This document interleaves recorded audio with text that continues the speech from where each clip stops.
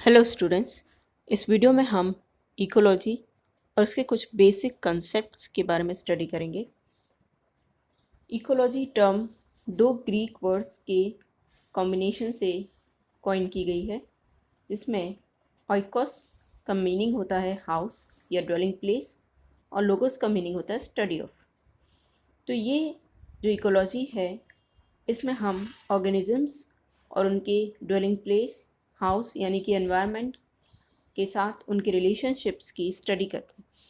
Literally ecology is the study of organisms at home. तो इस term के use को लेकर कुछ कंट्रोवर्सी है, जिसमें एच रीटर को माना जाता है कि उन्होंने इस टर्म को सबसे पहले यूज़ किया 1868 में, लेकिन जर्मन बायोलॉजिस्ट अर्नस्ट हीकल ने इस टर्म को 1869 में यूज़ किया। इसके रियल मीनिंग में उन्होंने इसे डिफ़ाइन किया as the knowledge of the sum of the relations of organisms to the surrounding outer world, to organic and inorganic conditions of existence. तो इसलिए हम कह सकते हैं कि अर्नस्ट हीकल ने इस टर्म को कॉइन किया और सबसे पहले यूज़ किया। इकोलॉजी को और भी कई डिफरेंट तरीक़ों से डिफ़ाइन किया जाता है। For example, ecology is the branch of science that studies the distribution and abundance of living organisms and the interactions between organisms and their environment. The environment of an organism includes both its physical habitat, which can be described as the sum of local abiotic factors like climate and geology, as well as the other organisms which share its habitat. तो ecology को हम कह सकते हैं science की वो branch है जो कि लिविंग ऑर्गेनिजम्स का जो डिस्ट्रीब्यूशन है नेचर में, उनकी जो अबेंडेंस है उसे स्टडी करती है और उनके अपने एनवायरनमेंट के साथ जिस हैबिटेट में वो रह रहे हैं उसके साथ क्या रिलेशनशिप्स हैं, क्या इंटरेक्शंस हैं, उनको डिटेल में स्टडी कर। तो जब हम एनवायरनमेंट की बात करते हैं तो इस एनवायरनमेंट में केवल लोकल अबायोटिक फैक्टर्स ही इंक्लूडेड नहीं है, साथ में जो ऑर्गेनिजम्स रह रहे हैं वो भी इसमें इंक्लूडेड होते हैं, जो कि उस ऑर्गेनिज्म के हैबिटेट को शेयर कर रहे हैं। इसके अलावा इकोलॉजी को डिफाइन किया गया as the study of the interaction between living things and the physical, chemical and biological environment, यानी कि लिविंग थिंग्स, ऑर्गेनिजम्स और उनका जो एनवायरनमेंट है, जिसमें फिजिकल एनवायरनमेंट, केमिकल एनवायरनमेंट और बायोलॉजिकल एनवायरनमेंट, इन तीनों को इंक्लूड किया जा रहा है। इनके साथ उनके इंटरेक्शंस को स्टडी करना ही ecology. The study of the relationships between all living organisms and the environment is ecology. The study of the interactions between organisms and their natural environment, both living and non living, is ecology. तो कहने का सार है कि ecology वो science है जिसमें हम जो डायनामिक इंटरेक्शंस हैं या इंटर रिलेशनशिप्स हैं ऑर्गेनिजम्स के बीच में या फिर ऑर्गेनिज्म और उसके एनवायरनमेंट के बीच में, इन सभी को स्टडी करते हैं।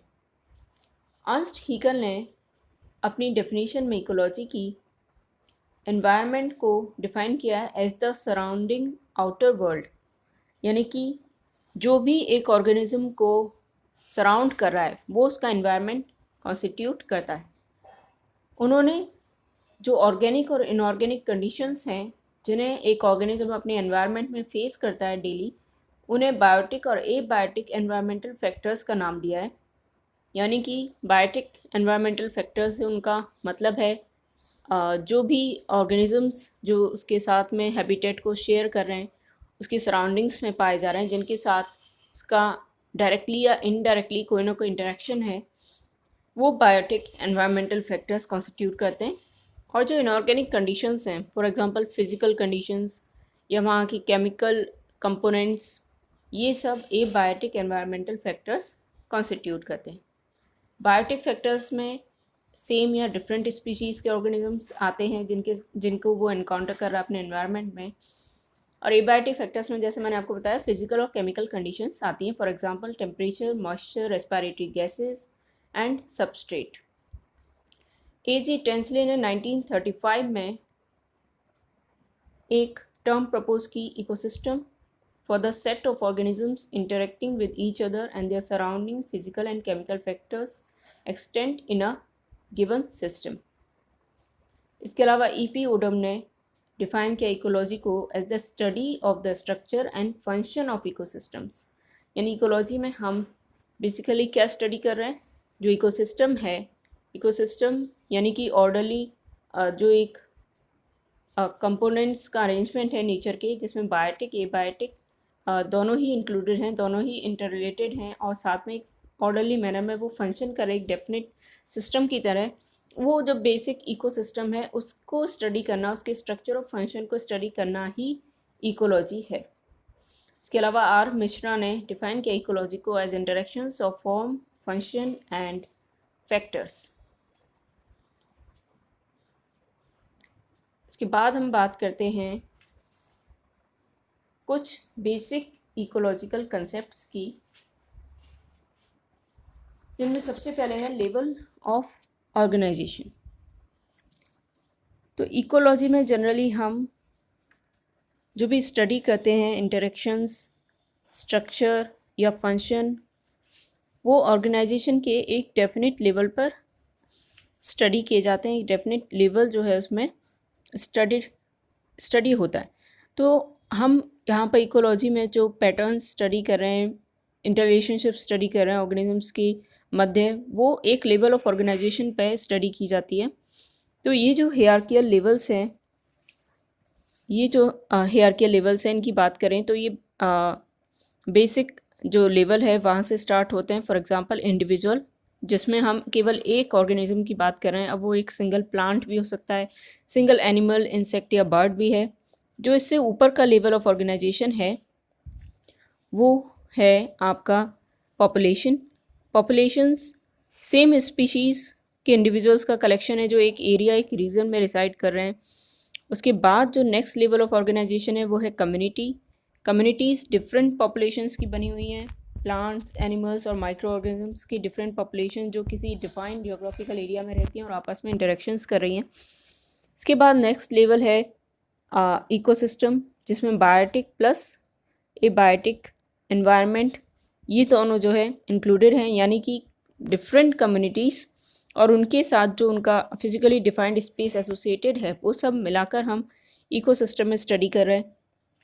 इसी तरह इकोसिस्टम के बाद जो टेरेस्टेरियल इकोसिस्टम्स हैं उनको हम बायोम्स में ग्रुप कर सकते हैं। For example deciduous forest, grassland, coniferous forest etcetera, या फिर एक जोग्राफिक यूनिट में एग्जांपल के लिए लैंडस्केप्स। इनमें जो है different types of ecosystems present होते हैं। तो ये जो हियरार्की है बायोम, और उसके बाद अंत में आता है आपका बायोस्फीयर। तो हर लेवल ऑफ ऑर्गेनाइजेशन की कैरेक्टरिस्टिक्स जो हैं उस लेवल के लिए पेक्यूलियर होती हैं, जो कि ना तो उससे नीचे वाले लेवल में और ना ही उसके ऊपर वाले लेवल में आप आइडेंटिफाई कर सकते हो।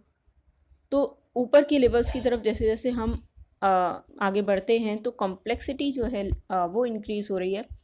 फॉर एग्जांपल के लिए अगर खाली एक इंडिविजुअल की बात करें तो एक सिंगल ऑर्गेनिज्म है वहाँ पर, तो सबसे कम कॉम्प्लेक्स वो स्टडी है। उसके ऊपर जैसे ही हम जाते हैं, पॉपुलेशंस आ रही हैं, कम्युनिटी आ रही है, इकोसिस्टम आ रहा है, तो क्योंकि नंबर ऑफ़ ऑर्गेनिजम्स बढ़ते जा रहे हैं, नंबर ऑफ़ फैक्टर्स इंक्रीज़ होते जा रहे हैं, तो यहाँ पर कॉम्प्लेक्सिटी जो है वो इंक्रीज़ होती जा रही है।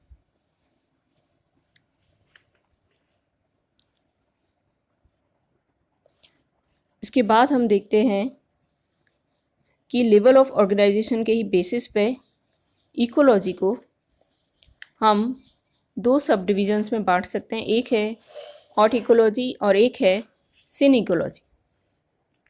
हॉट इकोलॉजी को हम इकोलॉजी ऑफ इंडिविजुअल्स भी कहते हैं, क्योंकि यहाँ पर हम इंडिविजुअल स्पीशीज़ की रिलेशंस को स्टडी कर रहे हैं उनके एनवायरनमेंट के साथ, यानी study of a single species and the environmental conditions that control it. Synecology की बात करें तो इसमें हम ग्रुप ऑफ पॉपुलेशंस जो कि एक साथ टाइम और स्पेस में को अकर कर रही हैं, उनकी रिलेशनशिप्स को स्टडी कर रहे हैं। क्योंकि ऑर्गेनिजम्स जो है एक स्पीशीज़ के तौर पे एग्जिस्ट नहीं करते नेचुरली, वो एक कम्युनिटीज़ में रहते हैं। तो there are group of organisms of different species known as a community. तो यहाँ पे जो यूनिट है स्टडी का वो है ग्रुप ऑफ ऑर्गेनिज्म, और इसी को हम सिन इकोलॉजी या कम्युनिटी इकोलॉजी कहते हैं। तो यहाँ पर हम बायोटिक कम्युनिटी को एज ए होल यानी कि ऑर्गेनिजम्स के बीच की रिलेशनशिप्स को जो है स्टडी कर रहे हैं। तो ये एक सब डिवीज़न है इकोलॉजी का based on level of organisation. इसके अलावा हम इकोलॉजी को पॉपुलेशन इकोलॉजी, इसी तरह कम्युनिटी इकोलॉजी, बायोम इकोलॉजी और इकोसिस्टम इकोलॉजी में भी डिवाइड कर सकते हैं। पॉपुलेशन इकोलॉजी में जो यूनिट ऑफ स्टडी है वो इंडिविजुअल्स हैं एक सिंगल स्पीशीज़ के जो एक गिवन स्पेस को ऑक्यूपाई कर रहे हैं। पॉपुलेशन, यहाँ हमारा मतलब है पॉपुलेशन से, तो पॉपुलेशन को स्टडी किया जाता है in terms of their size, growth rates etcetera. इसी तरह कम्युनिटीज़ यानी जहाँ पर हम ग्रुप्स ऑफ इंडिविजुअल्स जो कि कम्युनिटीज़ बनाकर रह रहे हैं उनको स्टडी कर रहे हैं। बायोम इकोलॉजी में complex of more than one communities को स्टडी किया जा रहा है। इकोसिस्टम इकोलॉजी में हम जो यूनिट ऑफ स्टडी है वो एक होल सिस्टम है जिसमें living as well as non living components दोनों ही इंक्लूडेड हैं। और इकोसिस्टम इकोलॉजी डील करती है मूवमेंट ऑफ एनर्जी और न्यूट्रिएंट्स के साथ में among the biotic and abiotic components of ecosystem. इसके बाद हम बात करते हैं कुछ सिंपल कंसेप्ट्स की, जैसे कि एनवायरनमेंट, जो कि इकोलॉजी की स्टडी में इम्पॉर्टेंट है। एनवायरनमेंट जो है एक ऑर्गेनिज्म का जितनी भी सराउंडिंग्स हैं उसको डिफ़ाइन किया गया है एनवायरनमेंट। तो एक जो ऑर्गेनिज्म है और उसका जो एनवायरनमेंट है वो डायनामिक और इंटरडिपेंडेंट होते हैं। एनवायरनमेंट में यहाँ पर केवल फिजिकली नहीं, बायोटिक फैक्टर्स को भी इंक्लूड किया जा रहा है जो कि एक ऑर्गेनिज्म को सराउंड कर रहे हैं या किसी भी वे में डायरेक्टली या इनडायरेक्टली उसके साथ इंटरेक्शंस कर रहे हैं। एबायोटिक कंपोनेंट्स में आपके temperature, wind, inorganic chemicals, radiations. इसके अलावा बायोटिक कंपोनेंट्स में दूसरे जो ऑर्गेनिजम्स हैं स्पीशीज़ के वो इंक्लूडेड होते हैं। तो एनवायरनमेंट के ये जो फैक्टर्स हैं या कंपोनेंट्स हैं इनको एनवायरमेंटल फैक्टर्स या इकोलॉजिकल फैक्टर्स जो है कहा जाता है। इसके बाद बात करते हैं क्लाइमेट की। क्लाइमेट को डिफ़ाइन करें तो ये एक लॉन्ग टर्म पैटर्न है वेदर का किसी भी लोकेलिटी, रीजन या एक पूरे एंटायर ग्लोब के ऊपर। क्लाइमेट और वेदर का डिफरेंट मीनिंग होता है। वेदर से मतलब होता है short term properties of atmospheric condition जो कि एक स्पेसिफिक प्लेस और स्पेसिफिक टाइम के लिए दी गई हो। For example temperature, pressure and moisture. तो वेदर जो है स्पेस और टाइम दोनों में डिफ़र करता है। आज का वेदर और कल का वेदर डिफ़र करेगा, लेकिन जो एक एरिया का क्लाइमेट है वो बेसिकली दो इम्पॉर्टेंट फैक्टर्स द्वारा डिटरमाइन किया जाता है, एयर टेम्परेचर एंड प्रेसिपिटेशन। तो क्लाइमेट जो है रीजन का मोर और लेस एक ओवर द ईयर जो है एक कांस्टेंट थिंग है जिसमें एयर टेम्परेचर और प्रेसिपिटेशन जो ऐसे डिफाइन करता है। क्लाइमेट फिर ये डिफाइन करता है कि वहाँ पर कैसे प्लांट्स ग्रो करेंगे और कैसे एनिमल्स जो है उसे इनहेबिट करेंगे। तो climate long term pattern show कर रहा है आपको एयर टेम्परेचर और प्रेसिपिटेशन का, और वेदर केवल एक शॉर्ट टर्म इंफॉर्मेशन आपको देता है।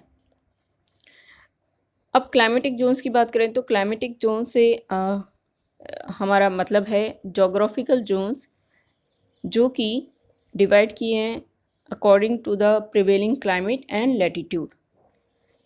तो होता क्या है, लैटिट्यूड के हिसाब से आपको पता है कि टेम्परेचर जो है वेरी करता है।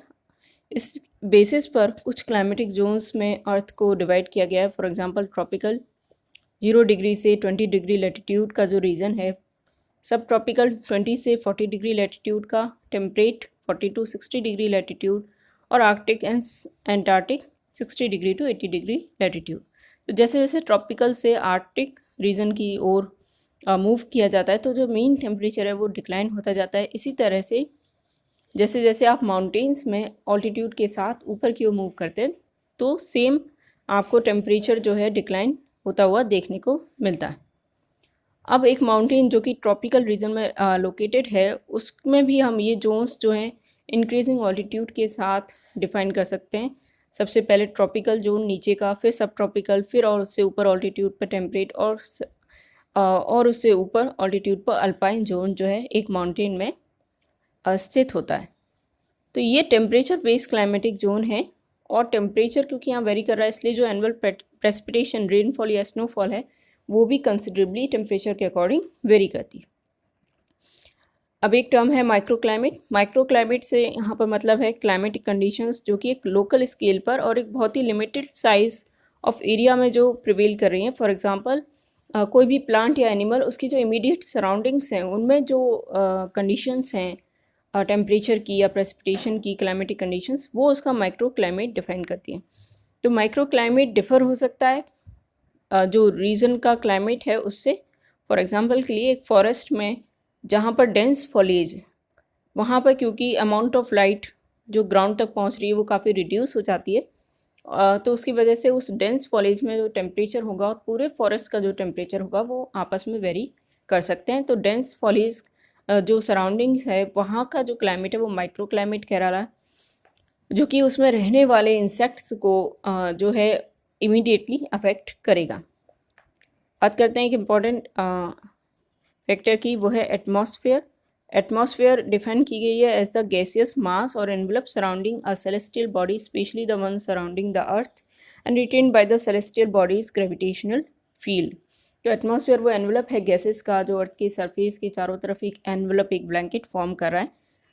तो एटमॉस्फेयर सबसे ज़्यादा डेंसेस्ट पाई जाती है सरफेस पर, और जैसे जैसे हम जो है सरफेस से ऑल्टीट्यूड में ऊपर की ओर मूव करते रहते हैं तो जो आपकी एटमॉस्फेयर है उसकी डेंसिटी जो है डिक्रीज होती रहती है। एटमॉस्फेयर को जनरली 4 लेयर्स में डिवाइड किया जाता है। Troposphere more than 80% of the mass जो है एटमॉस्फेयर का इस लेयर में पाया जा रहा है। जितना भी वाटर वेपर, क्लाउड्स या प्रेसिपिटेशन है वो ट्रोपोस्फेयर में पाए जाते हैं। पोल्स पे ट्रोपोस्फेयर की जो 5 से 6 किलोमीटर तक की हाइट तक एक्सटेंड करती है, लेकिन इक्वेटर पे ये करीब 18 किलोमीटर तक की हाइट तक एक्सटेंड करती है। ट्रोपोस्फेयर में जो टेम्परेचर है वो जैसे जैसे आप ऊपर की हाइट के साथ मूव करते हैं तो ये डिक्रीज होता जाता है 5 to 7 डिग्री सेल्सियस पर किलोमीटर। इसके बाद बात करते हैं स्ट्रेटोस्फेयर की। तो स्ट्रेटोस्फेयर लेयर जो है वो अप टू 50 किलोमीटर एक्सटेंड करती है और एक थिन लेयर इसमें ओजोन की पाई जाती है at the height of 15 to 30 kilometre.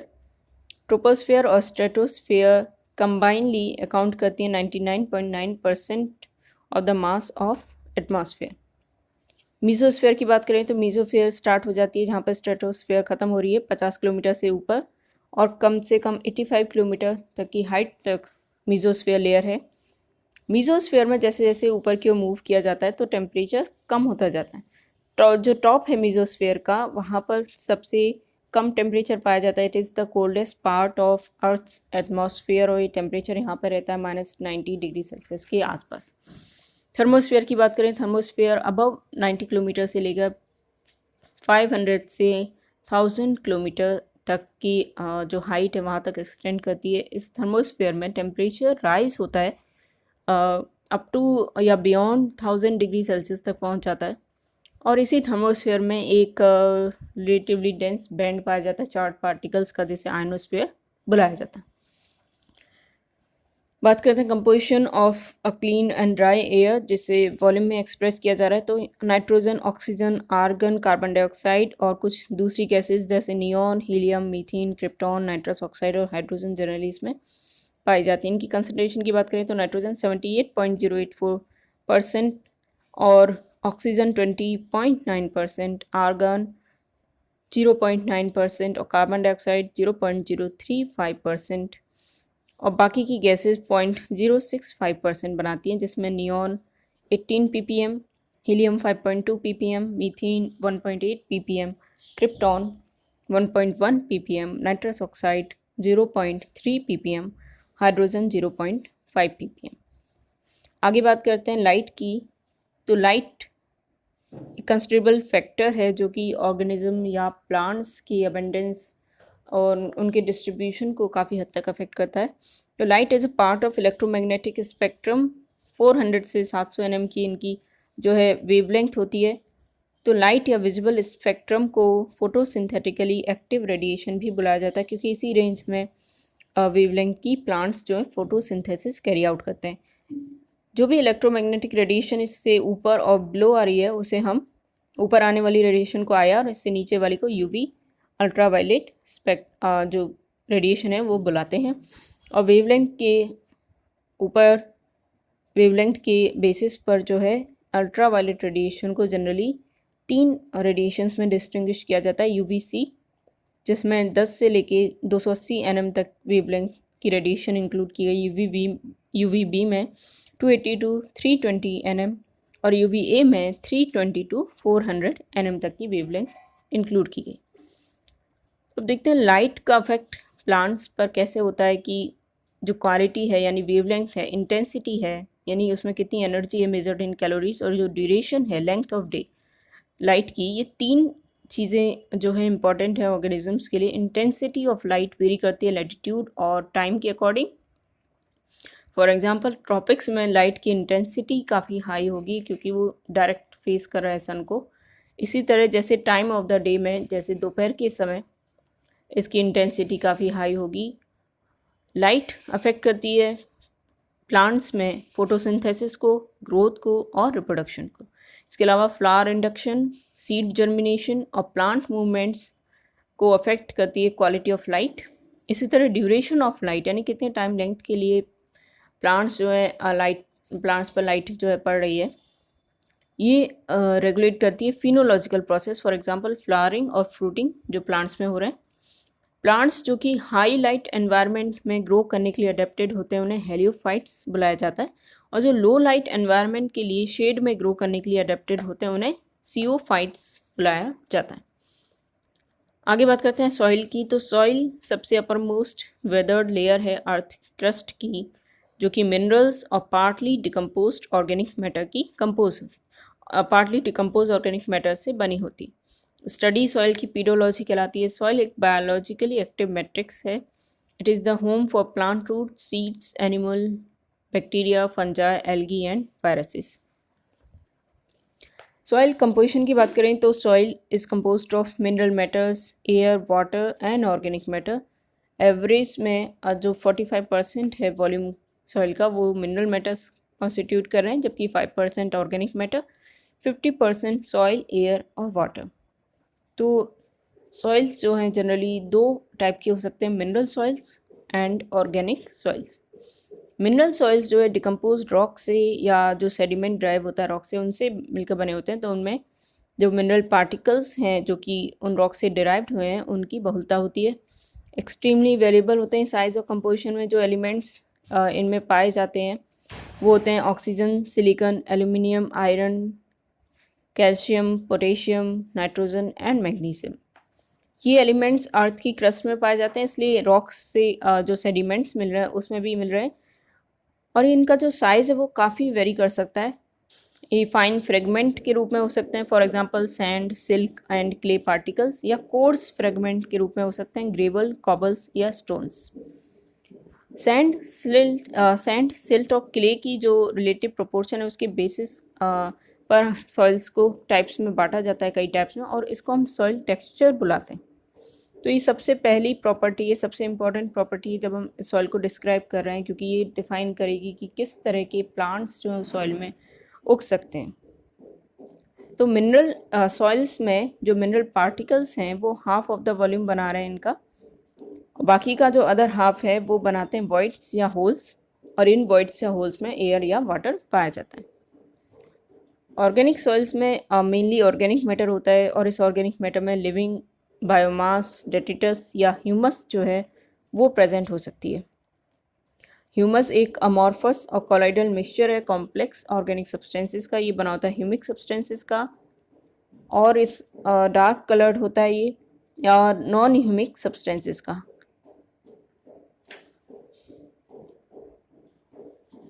बात करते हैं सॉइल प्रोफाइल की। तो सॉइल जो है उसको हम कई होराइजन्स या स्ट्रेटा में डिफ्रेंशिएट कर सकते हैं, और ये जो होराइजन स्ट्रेटा इनकी डेप्थ जो है वेरी करती है। तो हर होराइजन में क्या होता है, मॉर्फोलॉजी, फिजिकल स्ट्रक्चर, केमिकल या बायोलॉजिकल कैरेक्टरिस्टिक्स जो है डिफरेंट पाई जाती हैं। तो अगर आप एक वर्टिकल कट बनाएं सॉइल की थ्रू, तो उसमें जो नीचे से लेकर ऊपर तक जितने डिफरेंट होराइजन्स या डिफरेंट स्ट्रेटा आपको देखने को मिलेंगे जो कि डेप्थ में वेरी कर रहे हैं, और जिनकी कैरेक्टरिस्टिक्स जो है वो डिफरेंट होती हैं, तो इसी को हम आपका सॉइल प्रोफाइल जो है बुलाते हैं। तो सॉइल प्रोफाइल में सबसे पहले जो ऊपर की लेयर होती है वो मानी जाती है O, organic litter of loose leaves और डेब्रिस का जो अभी ऑर्गेनिक लिटर है वो इसे कंपोज कर रहा है। उसके नीचे होती है A1 स्टेटा। इस A1 में ह्यूमस में रिच होता है सॉइल, और जो इसका कलर है वो काफ़ी डार्क होता है। इसके बाद का जो स्ट्रेटा है या होराइजन है वो A2 होराइजन कहलाता है। This is known as the zone of maximum leaching of minerals, क्योंकि यहीं से जो मिनरल्स हैं वो प्लांट रूट्स को अवेलेबल होते हैं। उसके नीचे का होराइजन होता है B, जिसमें ऑर्गेनिक मटेरियल काफ़ी कम होता है, और इसकी केमिकल कंपोजिशन डिपेंड करती है कि जो सॉइल स्ट्रेटा है उसके नीचे कौन सा रॉक अंडरलाई कर रहा है, उस अंडरलाइंग रॉक पर डिपेंड करती है। इसे जोन ऑफ एक्यूमुलेशन भी कहा जाता है, क्योंकि जितने भी मिनरल्स हैं नीचे से और ऊपर से आकर यहाँ पर कंसंट्रेट होते हैं। फिर है होराइजन C, जिसे पेरेंट रॉक बुलाया जा रहा है, जो कि वीकली वेदर्ड कंडीशन में, क्योंकि इसकी वेदरिंग से जो पूरा सॉइल है वो फॉर्म हुआ है। और सबसे लास्ट है D होराइजन, जिसमें अनवेदर्ड बेड रॉक जो है वो इंक्लूडेड है। तो किसी भी पर्टिकुलर जोग्राफिक रीजन में जो डिफरेंट क्लाइमेटिक कंडीशंस होती हैं उनके बेसिस पे सॉइल प्रोफाइल और जो इन होराइजन्स की थिकनेस है वो डिफ़र करती है। फॉर एग्जांपल के लिए ग्रासलैंड की बात करें तो वहाँ पर सॉइल ह्यूमिफिकेशन बहुत रैपिड होता है, मिनरलाइजेशन स्लो होता है। तो इसी तरह फॉरेस्ट सॉइल्स की बात करें तो वहाँ पे लिटर और रूट डिके स्लो होगा, इसलिए ह्यूमस लेयर वहाँ पर नैरो होगी। लेकिन क्योंकि मिनरलाइजेशन रैपिड है तो B होराइजन जो है वहाँ पे ब्रॉड होगा। इसके बाद बात करते हैं सॉइल वाटर की। तो होता क्या है, सॉइल में जो वॉइड्स या होल्स होते हैं वो एयर या वाटर से फिल रहते हैं। जो स्टोरेज है वाटर का वो कई सारे फोर्सेस पे डिपेंड करता है। मेनली ये डिपेंड करता है सॉइल पार्टिकल्स और वाटर मॉलिक्यूल्स के बीच की इंटरेक्शन पर। जो इस तरह से पानी जो है, वाटर जो है सॉइल में, जिसे हम सॉइल वाटर कह रहे हैं, वो आप उसे 4 क्लासेस में डिवाइड कर सकते हैं। हाइग्रोस्कोपिक वाटर वो वाटर है जो कि सॉइल पार्टिकल्स के अराउंड एक थिन फिल्म के रूप में प्रेजेंट रहता है और उससे फर्मली अटैच रहता है, तो इसे हाइग्रोस्कोपिक वाटर कहा जाता है। ये प्लांट्स यूटिलाइज नहीं कर सकते, प्लांट्स के लिए ये अनअवेलेबल रहता है। कैपिलरी वाटर की बात करें, कैपिलरी वाटर वो वाटर है जो कि सॉइल पार्टिकल्स द्वारा फॉर्म की हुई थिन और नैरो कैपिलरीज में प्रेजेंट होता है। इस वाटर को प्लांट्स जो है यूटिलाइज कर सकते हैं, इसलिए इसे क्रीसार्ड या अवेलेबल वाटर भी कहा जाता है। ग्रेविटेशनल वाटर की बात करें तो ये वो वाटर है जो कि ग्रेविटेशनल फोर्स की वजह से डीपली सॉइल में परकोलेट हो जाता है और ये अनअवेलेबल हो जाता है प्लांट्स के लिए, और ये टेबल या ग्राउंड वाटर कंस्टिट्यूट कर रहा है। केमिकली बाउंड वाटर वो वाटर है जो कि हाइड्रेटेड ऑक्साइड्स की फॉर्म में प्रेजेंट होता है। ये हाइड्रेटेड ऑक्साइड्स आयरन की, एल्युमिनियम की या सिलिकॉन की हो सकती है, इसलिए इसे केमिकली बाउंड वाटर कहा जा रहा है, और ये भी प्लांट्स के लिए अवेलेबल नहीं रहता। Field capacity is the measurement of maximum amount of water that soil can hold due to adhesion between soil and water, usually given as a percentage of total soil weight when saturated. तो एक जो soil है वो कितना maximal amount of water hold कर सकता है अडेशन के कारण, जो कैपिलरी अट्रैक्शन होता है सॉइल और वाटर के बीच में, उसके कारण उसे हम आपका फील्ड कैपेसिटी बुलाते हैं। तो जब हम फील्ड कैपेसिटी की बात करें तो जो वाटर पोटेंशियल होता है सॉइल का फील्ड कैपेसिटी पे वो होता है -0.01 MPa के अराउंड, और जो लोअर लिमिट है वाटर अवेलेबिलिटी की सॉइल में उसे हम कहते हैं विल्टिंग पॉइंट, और उसका वाटर पोटेंशियल होता है -1.5 MPa। तो जैसे जैसे नेगेटिव वैल्यू इंक्रीज होती जाती है वाटर पोटेंशियल की, तो वाटर अवेलेबिलिटी जो है प्लांट के लिए वो रिड्यूस होती जाती है। अगला फैक्टर है टेम्परेचर। टेम्परेचर को डिफाइन किया जाता है as the degree of hotness और कोल्डनेस ऑफ ए सब्सटेंस। तो जितने भी फैक्टर्स जो कि टेम्परेचर को इन्फ्लुएंस करते हैं, एग्जांपल के लिए लैटिट्यूड है, altitude, topography, vegetation, slope and etcetera. ये फैक्टर्स जो हैं टेम्परेचर, क्योंकि हर रीजन में ये फैक्टर्स अलग अलग होते हैं, तो इसलिए टेम्परेचर भी वेरी करता है। टेम्परेचर वेरी करता है तो वहाँ का वेजिटेशन और वहाँ पे जो ऑर्गेनिजम्स रह सकते हैं उनका अबेंडेंस या डिस्ट्रीब्यूशन कैसा होगा, ये भी अफेक्टेड होता है।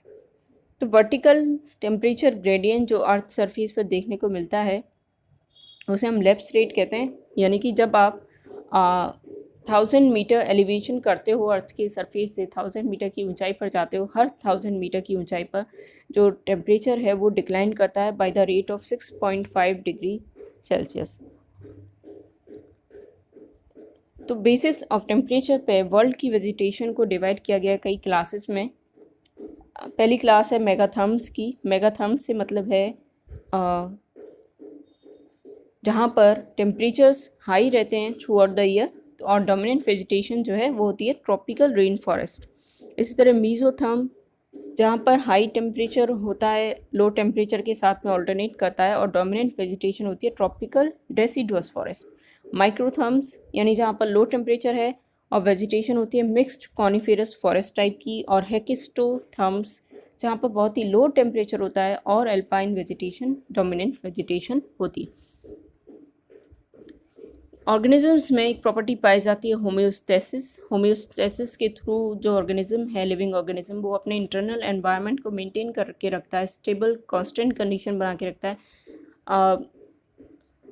एक एक्सटर्नल एनवायरनमेंट में जो कि वेरी कर रहा है independently of the external environment.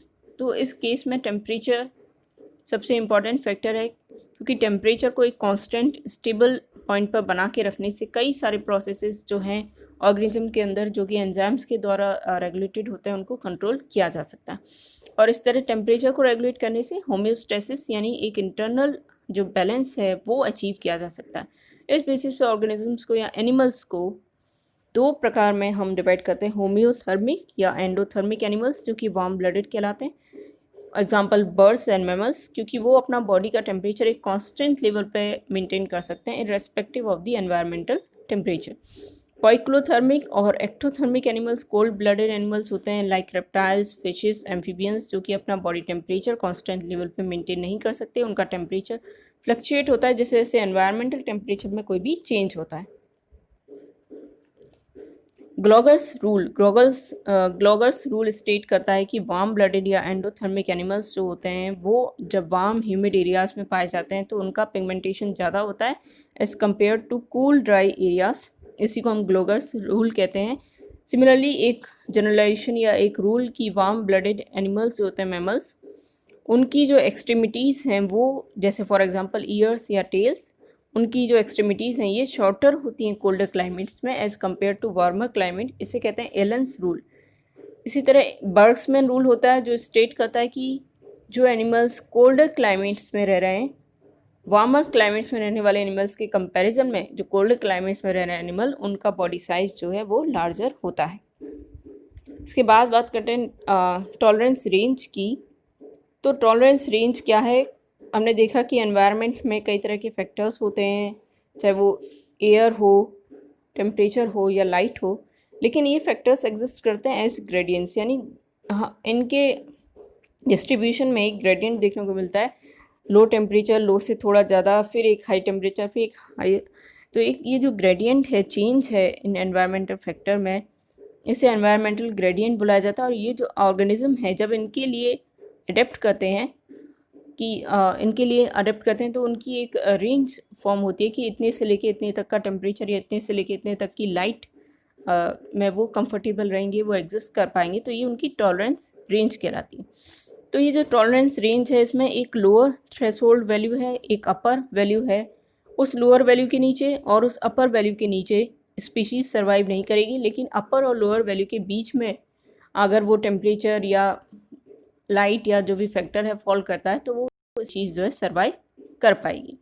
तो अपर थ्रेशोल्ड वैल्यू को अपर लिमिट ऑफ टॉलरेंस और लोअर थ्रेशोल्ड वैल्यू को हम लोअर लिमिट ऑफ टॉलरेंस बुलाते हैं। होल रेंज जिसके ऊपर स्पीशीज सर्वाइव कर पा रही है उसे हम उसकी रेंज ऑफ टॉलरेंस कहते हैं। अभी टॉलरेंस रेंजेस हर स्पीशीज़ के लिए डिफ़र करती है, इसलिए प्रेफिक्स यूज़ किए जाते हैं स्टीनो एंड यूरी। अगर नैरो रेंज ऑफ टॉलरेंस है किसी स्पीशीज़ का तो उसे हम स्टीनो से डिफाइन करेंगे, और अगर जो रेंज ऑफ टॉलरेंस है किसी स्पीशीज़ का वो काफ़ी वाइड है, यानी काफ़ी रेंज तक, रेंज ऑफ ग्रेडियंट तक वो सर्वाइव कर पा रही है, तो उसके लिए हम यूरी यूज़ करते हैं टर्म। फॉर एग्जांपल के लिए स्टीनोथर्मल ऑर्गेनिजम्स से मतलब है हमारा ऐसे ऑर्गेनिजम्स जो कि केवल एक नैरो रेंज टेम्परेचर की सह सकते हैं, टॉलरेट कर सकते हैं, जबकि यूरीथर्मल से मतलब है ऐसे ऑर्गेनिजम्स जो कि वाइड रेंज जो है टेम्परेचर की उसे टॉलरेट कर सकते हैं। इसी तरह स्टीनोहाइड्रिक और यूरीहाइड्रिक यानी नैरो और वाइड टॉलरेंस किसके रेस्पेक्ट में? वाटर के रेस्पेक्ट में। स्टीनोहेलाइन, यूरीहेलाइन ये नैरो और वाइड टॉलरेंस हैं किसके रेस्पेक्ट में? सैलिनिटी के रेस्पेक्ट में। Stenophagic, euryphagic in respect with respect to food, stenoecious, euryecious with respect to habitat selection। तो स्टीनोहेलाइन स्पीशीज़ जो है वो सैलिनिटी की बहुत ही नैरो रेंज सर्वाइव कर सकती है, अगर उससे थोड़ा सा भी ऊपर या नीचे हुआ तो वो सर्वाइव नहीं कर पाएगी। इसी तरह यूरीहेलाइन की रेंज ऑफ टॉलरेंस काफ़ी वाइड है। तो टॉलरेंस और एक्लाइमेशन ये डिफरेंट टर्म्स हैं। टॉलरेंस एक्लाइमेशन किसे कहा जाता है? Acclimation is the gradual physiological adjustment to slowly changing environmental conditions and it allows organisms to survive permanently in changing environments. तो टॉलरेंस रेंज एक स्पीशीज़ की जनरली कह सकते हैं कांस्टेंट होती है, और जो एक्लाइमेशन है उसमें क्या होता है कि जब धीरे धीरे एनवायरनमेंट की कंडीशंस चेंज हो रही हैं तो वो स्पीशीज़ अपने अंदर ऐसी फिजियोलॉजिकल चेंजेस लाती है, फिजियोलॉजिकल एडजस्टमेंट करती है कि वो उन चेंजिंग कंडीशंस के लिए में सर्वाइव करने के लिए अपने आप को कैपेबल बनाती है, तो उसे हम एक्लाइमेशन कहते हैं।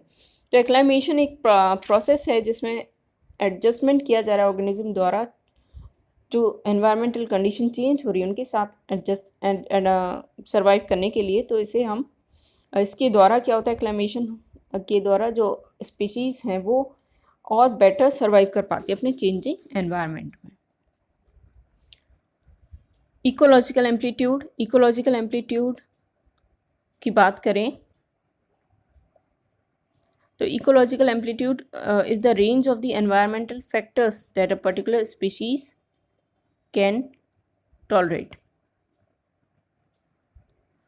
तो ये रेंज है सभी एनवायरमेंटल फैक्टर्स की, टेम्परेचर, लाइट या डिफरेंट जो एनवायरमेंटल फैक्टर्स होते हैं जो उस एनवायरनमेंट में उसकी रेंज में एग्जिस्ट करने चाहिए। तो ये इकोलॉजिकल एम्पलीट्यूड जो है उसी रेंज को जो है शो करता है, उसी रेंज को हम इकोलॉजिकल एम्पलीट्यूड कह सकते हैं। हो सकता है एक स्पीशीज़ का इकोलॉजिकल एम्पलीट्यूड हाई हो, दूसरी का लो हो, यानी उसमें जो चेंजेस है एनवायरमेंटल फैक्टर्स में वो उनको सर्वाइव करने की क्षमता कम हो, और जिसका इकोलॉजिकल एम्पलीट्यूड ज़्यादा होगा वो अपने एनवायरमेंटल फैक्टर्स में जो चेंजेस हैं उनको काफ़ी हद तक जो है टॉलरेट कर पाएंगे। इसके बाद आता है लिबिक्स लॉ ऑफ द मिनिमम, जिसे लिबिक्स लॉ भी कहते हैं, जो ये स्टेट करता है कि किसी भी ऑर्गेनिज्म की जो ग्रोथ है वो रिसोर्सेज की टोटलिटी से गवर्न नहीं की जाती, यानी कंट्रोल नहीं होती, बल्कि जो मिसिंग या डेफिशिएंट रिसोर्स है उसके द्वारा कंट्रोल की जाती है। तो ये कंसेप्ट दिया गया था प्लांट या क्रॉप ग्रोथ के लिए। जनरली क्या होता है कि प्लांट या क्रॉप में जब हम फर्टिलाइजर्स वगैरह उसे देते हैं तो सभी न्यूट्रिएंट्स जो हैं देखा गया कि एक साथ उनको सप्लाई किए जाएं तो उनकी जो ग्रोथ है उस पर कोई फ़र्क नहीं पड़ता। लेकिन अगर जो सबसे ज़्यादा डेफिशिएंट मिनरल या डेफिशिएंट न्यूट्रिएंट है उसको सप्लाई किया जाए तो उनकी ग्रोथ जो है ज़्यादा होती है। तो यहाँ पे ग्रोथ को कंट्रोल कर रहा है वो न्यूट्रिएंट जो कि मिसिंग है, जो कि एक्चुअल में डेफिशिएंट है, इसलिए प्लांट की ग्रोथ जो है पुअर है। लेकिन आप बाकी के एलिमेंट्स उसे दे देंगे अबेंडेंस में, लेकिन उनसे उसकी ग्रोथ जो है वो नहीं बढ़ेगी जब तक कि उसे जो मिसिंग या डेफिशिएंट न्यूट्रिएंट है वो सप्लाई नहीं किया जाता प्लेंटीफुल अमाउंट में। तो ये जो न्यूट्रिएंट है इसे हम लिमिटिंग न्यूट्रिएंट कह सकते हैं, मतलब वो न्यूट्रिएंट जो कि सबसे कम मात्रा में अवेलेबल है प्लांट या ऑर्गेनिज्म की ग्रोथ के लिए, उसे हम लिमिटिंग न्यूट्रिएंट कह रहे हैं, क्योंकि उसी की वजह से प्लांट या ऑर्गेनिज्म की ग्रोथ जो है लिमिट हो गई है। और जब ये लिमिटिंग न्यूट्रिएंट उसे सप्लाई किया जाएगा, उसकी अमाउंट इंक्रीज़ की जाएगी, तो जो ग्रोथ है वो इम्प्रूव होगी। तो इसे कहते हैं लिबिक्स लॉ या लिबिक्स लॉ ऑफ द मिनिमम। फिर बात करते हैं इकोलॉजिकल अडेप्टेशन की। तो हर ऑर्गेनिज्म को अपनी स्पेसिफिक एनवायरनमेंट कंडीशन में नॉर्मली ग्रो करने के लिए, डेवलप करने के लिए अडेप्टेशंस करनी पड़ती हैं, और बिना अडेप्टेशंस के वो अपने एनवायरनमेंट में सरवाइव नहीं कर सकती। तो ये जो कैरेक्टर्स हैं इन्हें अडेप्टेड कैरेक्टर्स कहा जाता है, और जब ये कैरेक्टर्स अपीयर होते हैं इसे हम इकोलॉजिकल अडेप्टेशन करें, यानी कि फॉर एग्जांपल एक पर्टिकुलर प्लांट जो है अगर वो नॉर्मल ग्रोथ करना चाहता है तो उसे जो है अपने अंदर कुछ अडेप्टेशंस लानी पड़ेंगी, क्योंकि हर बार जो एनवायरनमेंट है वो बिल्कुल अनुकूल नहीं होता ऑर्गेनिज्म की ग्रोथ के, तो उसे भी कुछ अडेप्टेशंस लानी पड़ती है ताकि वो अपनी जो रिक्वायरमेंट्स हैं उनका मैक्सिमम ले सके एनवायरनमेंट से और अच्छे से सर्वाइव कर सके, ग्रो कर सके। ये जो अडेप्टेशंस होती हैं इन्हें हम इकोलॉजिकल अडेप्टेशंस कहते हैं। फॉर एग्जांपल के लिए अगर हम वाटर रिक्वायरमेंट या टाइप ऑफ सॉइल की बेसिस पर प्लांट्स को 4 मेजर ग्रुप्स में डिवाइड कर सकते हैं: हाइड्रोफाइट्स, मीजोफाइट्स, हेलोफाइट्स और जीरोफाइट्स। हाइड्रोफाइट्स वो प्लांट हैं जो कि एक्सट्रीमली वेट या वाटरी कंडीशन में ग्रो करते हैं। तो ये एक ऐसी कंडीशन में ग्रो कर रहे हैं जहाँ पे बहुत वाटर अवेलेबल है, तो यहाँ पर ये कुछ अपने अंदर अडेप्टेशंस करते हैं, और अडेप्टेशंस के अकॉर्डिंग इन्हें 5 मेन टाइप्स में हाइड्रोफाइट्स को डिवाइड किया गया। पहला है free floating hydrophytes. Free floating hydrophytes से मतलब है ऐसे हाइड्रोफाइट्स जो कि सरफेस और वाटर सरफेस पे फ्रीली फ्लोट करते हैं, तो ना तो इनकी कोई रूट्स हैं, ये सॉइल या मड में इनकी रूट्स नहीं होती हैं, होल प्लांट बॉडी जो है फ्लो कर रही है वाटर में, फ्लोट कर रही है वाटर में, और एयर के कॉन्टैक्ट में रहती हैं क्योंकि केवल सरफेस पर फ्लोट कर रहे हैं। इसके एग्जाम्पल है लेमना, वोल्फिया, एजोला। इसके बाद होते हैं rooted hydrophytes with floating leaves, यानी इन हाइड्रोफाइट्स में रूट्स तो फिक्स है मड में, लेकिन लीव्स केवल फ्लोट कर रही हैं वाटर सरफेस पे, और लीव को छोड़ के सभी प्लांट पार्ट्स जो हैं सबमर्ज्ड हैं, यानी पानी के अंदर ही मौजूद हैं। एग्जाम्पल है इसका ट्रेपा, निम्फिया। इसके बाद आते हैं submerged floating hydrophytes. Submerged floating hydrophytes यानी ऐसे प्लांट्स जो कि अंडर वाटर हैं कम्प्लीटली और रूटेड नहीं है और फ्लोटिंग कंडीशन में ही रहते हैं, यानी इनका कोई भी पार्ट जो है वाटर सरफेस से ऊपर नहीं आता। लीव्स इनकी शॉर्ट होती हैं। एग्जाम्पल है सिरेटोफाइलम, अट्रिकलेरिया एक्सेट्रा। फिर है सबमर्ज्ड रूटेड हाइड्रोफाइट्स, यानी कि ऐसे हाइड्रोफाइट्स जो कि सबमर्ज्ड हैं, पानी के अंदर हैं लेकिन रूटेड है, इन्हें कहा जाता है सबमर्ज्ड रूटेड हाइड्रोफाइट्स। एग्जाम्पल है हाइड्रिला, वेलिस्नेरिया। फिर पांचवें प्रकार के होते हैं रूटेड एमर्जेंट और एम्फीबियस प्लांट, जिनमें रूट जो है फिक्स होती है सॉइल में, स्टेम जो है पार्टली या कम्प्लीटली एक्सपोज रहती है एयर के लिए, इसलिए हाफ ऑफ द प्लांट तो इसमें क्या है आउटसाइड द वाटर है और हाफ अंडर वाटर है, इसलिए इसे एम्फीबियस प्लांट कहा जा रहा है। एग्जाम्पल है टाइफा, सेजिटेरिया एक्सेट्रा। फिर बात करते हैं जीरोफाइट्स की। जीरोफाइट्स ड्राई कंडीशंस में ग्रो करते हैं, यानी जहाँ पे एबिलिटी ऑफ वाटर बहुत ही कम है। जीरोफाइट्स को प्लांट्स ऑफ ड्राई हैबिटेट कहा जाता है, और ये भी डिफरेंट टाइप्स के होते हैं, जैसे फॉर एग्जांपल इनमें जो अडेप्टेशन पाई जाती है वो 2 तरह की ड्राइनेस के लिए पाई जाती है। एक होती है फिजिकल ड्राइनेस और फिजियोलॉजिकल ड्राइनेस। फिजिकल ड्राइनेस से मतलब है कि सॉइल जो है वाटर को होल्ड ही नहीं कर पा रहा है, इसलिए पानी की वहाँ पर कमी है, और इसका मेन रीज़न होता है लो रेनफॉल। एग्जांपल के लिए डेजर्ट है, रॉकी या कोई स्टोनी प्लेस है। फिर होती है एक फिजियोलॉजिकल ड्राइनेस, यहाँ पर क्या पानी अवेलेबल तो है लेकिन क्योंकि प्लांट्स जो हैं उससे एब्जॉर्ब नहीं कर पाते, तो वो एक फिजियोलॉजिकल ड्राइनेस की सिचुएशन को फेस कर रहे हैं। इसका एग्जांपल है salty soil, acidic soil, snow, cold, desert, यानी इनमें वाटर अवेलेबल है लेकिन ये वाटर प्लांट्स यूज़ नहीं कर सकते, और इस ड्राइनेस को फेस करते हैं जीरोफाइट्स। और जीरोफाइट्स को हम 3 कैटेगरीज में बांट सकते हैं उनके लाइफ साइकिल के बेसिस पर। एक होता है एफीमेरल एनुअल्स, ये प्लांट्स अपने लाइफ साइकिल को बहुत ही शॉर्ट पीरियड में कंप्लीट कर लेते हैं, जब और एक्चुअल ड्राई कंडीशंस आने से पहले ही कंप्लीट कर लेते हैं, तो इनको ट्रू जीरोफाइट्स नहीं कहा जाता है क्योंकि ये एक्चुअल ड्राई कंडीशंस को कभी फेस नहीं करते। इन्हें कहते हैं ड्रॉट एस्केपर्स या ड्रॉट इवेडर्स। इसके एग्जाम्पल हैं आर्जिमोन मैक्सिकाना और सोलेनम जेंथोकार्पम। दूसरी कैटेगरी के प्लांट्स होते हैं ड्रॉट एंड्योरिंग प्लांट्स और सकुलेंट्स। ये होते हैं फ्लैशी जीरोफाइट्स जिनमें क्यूटिकल थिक होता है, 2 से 3 लेयर्ड हाइपोडर्मिस पाया जाता है। ये जीरोफाइट्स क्या करते हैं, अपने रूट्स या स्टेम या लीव्स में ड्राई पीरियड में सर्वाइव करने के लिए वाटर को स्टोर करते हैं, इसलिए इन्हें फ्लैशी कहा जा रहा है। तो ये ड्राइनेस को सफ़र तो कर रहे हैं लेकिन क्योंकि इन्होंने अपने अंदर वाटर स्टोर किया हुआ है, फ्लैशी वाटर स्टोरिंग टिश्यूज़ पाए जा रहे हैं इनमें, इसकी वजह से वो उसे ड्राइनेस को एस्केप कर पाते हैं। इसके एग्जांपल हैं आपकी फॉर्बिया, कैक्टाई, अलोय, ओपनशिया। नेक्स्ट आता है ड्रॉट रेजिस्टेंट और नॉन सेकुलेंट प्लांट्स। ये ट्रू जीरोफाइट्स हैं क्योंकि ये एक्सटर्नली और इंटरनली दोनों तरह से ड्राइनेस को फेस करते हैं। ये अपने अंदर एडेप्टेशंस लेके आते हैं ड्राई कंडीशन को रेजिस्ट करने के लिए। इनका रूट सिस्टम जो है, रूट सिस्टम वो बहुत ही एक्सटेंसिव होता है। इसके एग्जांपल हैं कैलोट्रोपिस, कैसुअरिना और जिजीफस। फिर आते हैं मीजोफाइट्स। मीजोफाइट्स ऐसे प्लांट्स हैं, टेरेस्ट्रियल प्लांट्स, जो कि ना तो एक ड्राई एनवायरनमेंट में रह रहे हैं ना ही वेट एनवायरनमेंट में रह रहे हैं। वो एक बीच के टाइप के एनवायरनमेंट में रहते हैं। ना तो ज़्यादा ड्राई है वो एनवायरनमेंट, ना ही ज़्यादा वेट है। हेलोफाइट्स वो प्लांट्स होते हैं जो कि सलाइन कंडीशंस में ग्रो करते हैं, यानी वहाँ पे जो सॉल्ट कंसनट्रेशन है सॉइल में वो बहुत ही हाई है। तो ये फिजियोलॉजिकल ड्राइनेस को फेस कर रहे हैं, यानी वाटर अवेलेबल तो है लेकिन प्लांट्स उसे अपने लिए यूज़ नहीं कर सकते। तो ये अडेप्टेड होते हैं हाई सैलिनिटी कंसनट्रेशंस को टॉलरेट करने के लिए, और इनमें जो अडेप्टेशंस पाई जाती हैं वो होती हैं succulence, water conserving mechanisms, specialize surface morphology, for example trichomes या वैक्सिस का पाया जाना। तो क्योंकि इन्हें सैलिनिटी को रेजिस्ट करने के लिए कई अडेप्टेशंस डेवलप करनी पड़ती हैं, इस वजह से इनकी ग्रोथ जो है काफ़ी स्लो होती है, क्योंकि इन्हें सोडियम एक्सपोर्ट करना है ग्लैंड से, यानी सोडियम को अपनी बॉडी से बाहर निकालते हैं। आयन पंपिंग के लिए इनमें एनर्जी एक्सपेंडिचर बढ़ जाता है।